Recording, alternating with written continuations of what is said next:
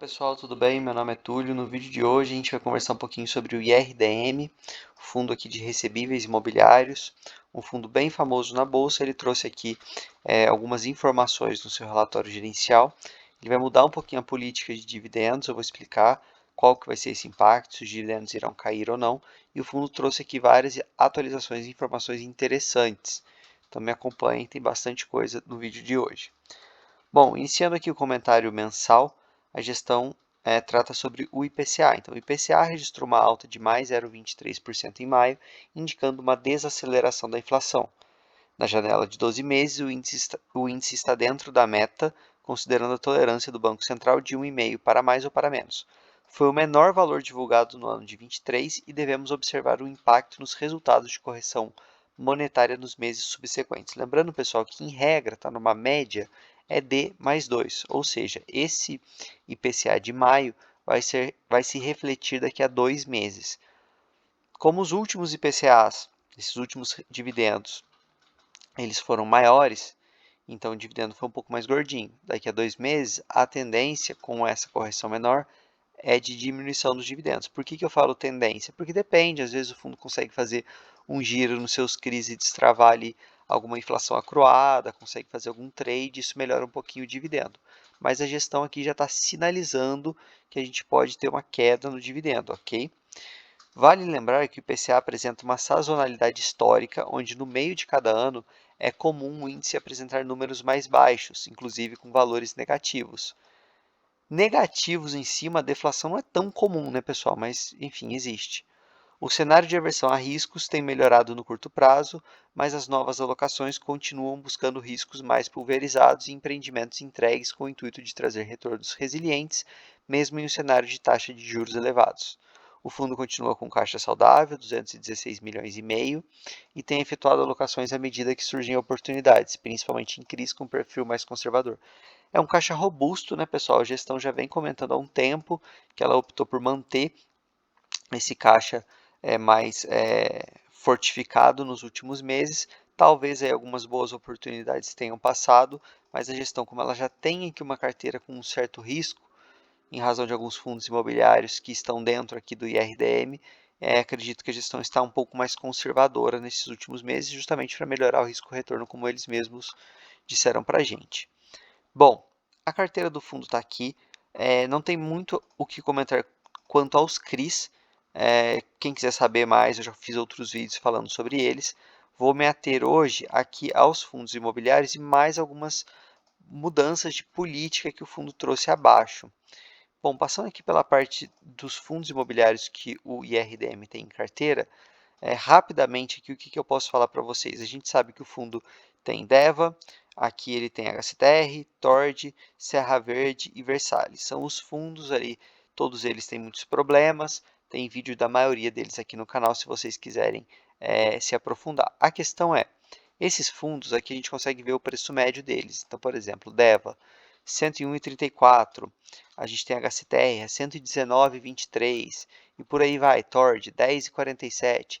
E são todos fundos que estão negociando aqui numa média de 40%, 50% de deságio frente a esse preço médio. Ou seja, caso o IRDM queira vender todas essas cotas para se livrar dessas posições por entender que elas perderam o fundamento, primeiro, o fundo não vai conseguir, dada a liquidez desses fundos, ele não vai conseguir vender, por exemplo, DEVA, 94 milhões e meio em um pregão. Isso vai demorar meses.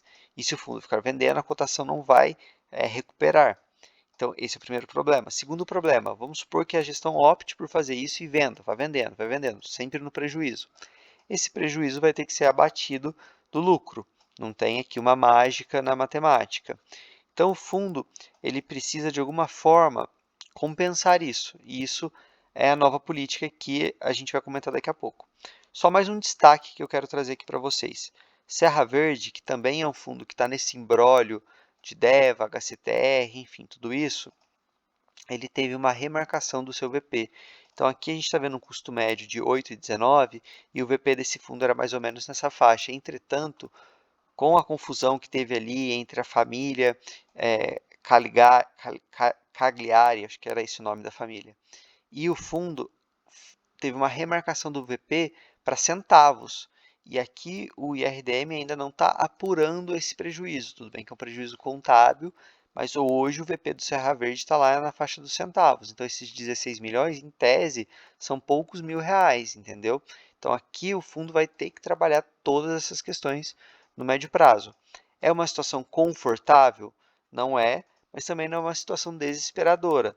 No pior dos casos, se a gente somar aqui a porcentagem desses fundos, vai dar ali algo na casa de 6%, então não é algo assim tão grande, mas com certeza é um desafio.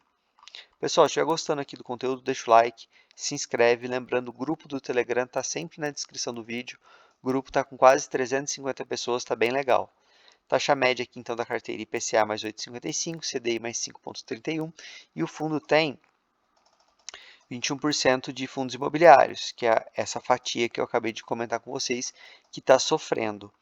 Vamos aqui a mais informações do gestor e depois a gente vai comentar sobre a mudança ali da política do fundo. Então, o mercado de crédito continua com condições restritas e inadimplência maior, tanto para a pessoa física quanto para a jurídica, que também limita a sua expansão.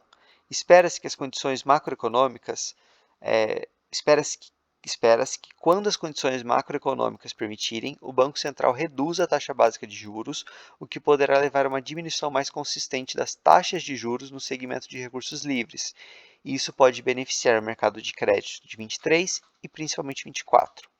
Com relação à política de distribuição de rendimentos, cumpre informar que a equipe de gestão decidiu por adotar temporariamente uma nova regra de retenção de até 5% do resultado do mês quando este for acima de R$ 1 por cota, limitando a retenção de forma que o rendimento final não fique abaixo de R$ 1.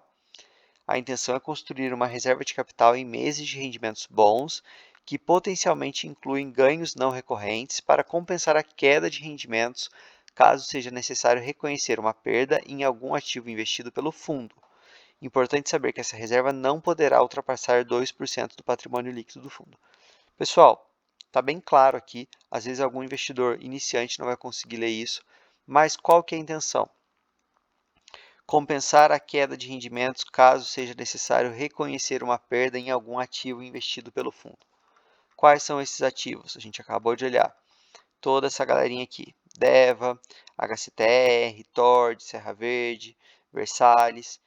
Esses fundos, se o IRDM desmontar a posição, ele vai ter um prejuízo considerável. Se ele tem uma reserva robusta, ele consegue abater isso, compensa o prejuízo e não tem uma distribuição que vai sofrer com esse prejuízo. Por exemplo, se o fundo vende todas essas posições hoje, vai vendendo. Não interessa se a cotação cair, continua vendendo. Ele teria que ficar ali alguns meses sem distribuir dividendo para conseguir compensar. Se ele tem essa reserva, ele consegue ir vendendo, apurando o prejuízo, compensando com lucro e vai mantendo a carteira um pouco mais estável. Eu marquei aqui também a posição do SPVJ por causa da questão do HGRU, né, que quer comprar aqui o ativo, então vamos acompanhar como que isso aqui vai se desenrolar aqui para o IRDM, tá, pessoal? Bom, essa política de dividendos ela gerou aí uma certa turbulência, alguns cotistas aprovaram, outros não. O ponto é, o dividendo máximo aqui e também a gestão já indica que vai tentar fazer ganho não recorrente. No passado, o IRDM conseguiu fazer bastante isso, mas ele vai limitar ali ao dividendo de R$ 1 por cota. Então, quem for cotista já fica com isso em mente, pelo menos até resolver a questão desses fundos. Inclusive, nesse momento eles pararam de vender um pouco DEVA e HCTR. Todos os meses a gente via sempre aqui, né, desmontando de pouquinho em pouquinho a posição. Esse mês aqui ele vendeu alguns CRIs e alguns FIIs, mas não esses que provavelmente ele quer desmontar em breve. Inclusive aqui ele já traz também alguns números meio que para explicar, gente, olha, eu vou desmontar a posição nesses fundos, mas a TIR do investimento nesses ativos foi positiva. Então, por exemplo, ele coloca aqui para a gente, DEVA, a equipe de gestão informa que no fechamento de maio de 23, o investimento de DEVA apresenta uma TIR de 4,62% ao ano. Porque aqui ele considera tudo, pessoal. Ele é cotista há muito tempo do DEVA, ele conseguiu entrar em subscrições, ele conseguiu surfar ali bons dividendos, fazer arbitragem, enfim, tudo que ele pôde fazer, por isso essa TIR está positiva. Então ele coloca DEV HCTR, o URCA está aqui, mas é uma posição um pouco menor. Aí TOR de Versalhes, que a TIR está negativa, ele informa, mas não coloca. Aqui ele deveria ter colocado, né? Não tem nada demais, faz parte. Enfim, está bem claro que eles vão desmontar essa posição, não acho que vai demorar. Talvez façam esse caixa aí nesse segundo semestre e comecem a desmontar mais para o final do ano e 2024. Vamos acompanhar. Bom, vamos às últimas atualizações. CRI Casa foi concedido uma carência temporária para o pagamento de juros e amortização na operação, com o intuito de que o devedor possa organizar seu fluxo. A posição apresenta aqui 0,5% de PL e a carência deve gerar um impacto de 0,0063. Algo bem pequeno, vamos acompanhando também. CRI Vale Energia teve o pré-pagamento do CRI, vai ocorrer agora em junho, o dinheiro volta para o caixa. Tudo bem, a gestão vai conseguir realocar isso em outra posição ou manter o caixa robusto como eles estão mantendo. O caixa está sendo bem remunerado, né? Dá para agir com calma. Bom, ocorreu a entrada de mais um sócio para reforçar a equipe de análise. A Nand possui 10 anos de experiência em financiamentos estruturados e operações de mercado de capitais, com ênfase no setor de infraestrutura. Iniciou sua carreira em 2013 no Santander, passando pelas áreas de crédito, corporate e aqui outras áreas. Também atuou no time de renda fixa do Bradesco, sendo responsável pela originação e estruturação de transações. A Nand é formado em administração de empresas pela Universidade Federal de Itajubá. Pessoal, curiosidade aí para quem ficou até o final do vídeo. Sou natural de Itajubá, conheço essa faculdade, uma faculdade muito grande, muito boa. Então, um bom currículo. É meu conterrâneo aí. Não sei se ele é de lá, né? Mas enfim, formou lá. E achei interessante colocar mais um sócio, pessoal, porque é mais alguém com uma visão, talvez ali, de crédito vindo de banco, focado mais no high grade. Vamos acompanhar. Talvez o Selegato leve esse novo sócio para lives. Ele vem fazendo isso, né, ultimamente. Ele já tem levado um outro sócio com ele. Seria interessante se ele apresentasse esses outros membros da equipe, até para a gente entender se foi alguém mais com essa visão high grade aí para a carteira.